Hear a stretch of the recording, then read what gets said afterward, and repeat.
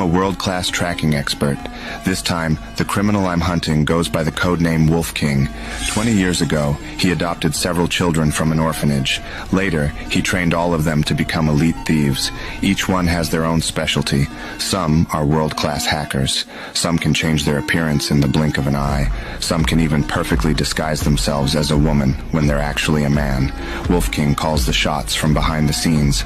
A few days ago, they stole $2 billion in cryptocurrency and got away clean. But the police don't even know what Wolf King looks like. That night, I suddenly picked up Wolf King's trail. To avoid raising his suspicion, I sent a very plain-looking female officer named Mary to tail him secretly.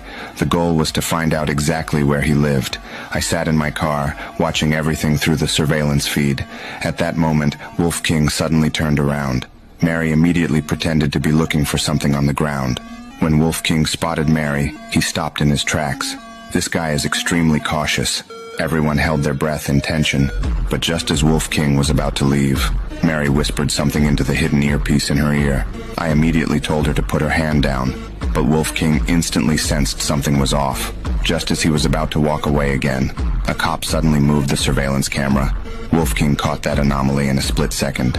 I panicked completely.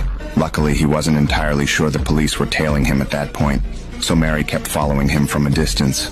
Eventually, she followed Wolf King to a rundown building. She put on a pair of headphones to cover the hidden earpiece in her ear. Then she casually walked up next to Wolf King, acting completely calm. At that moment, I suddenly realized something was wrong, so I immediately pulled up the surveillance footage from earlier.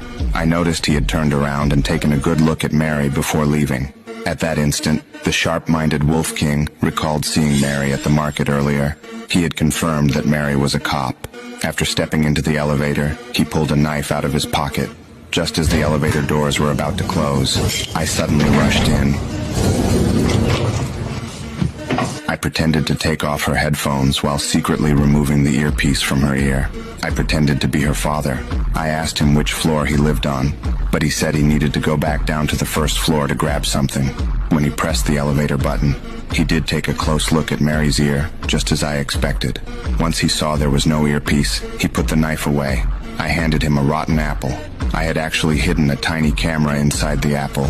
Then I deliberately took a bite of the apple and spit it out on the floor.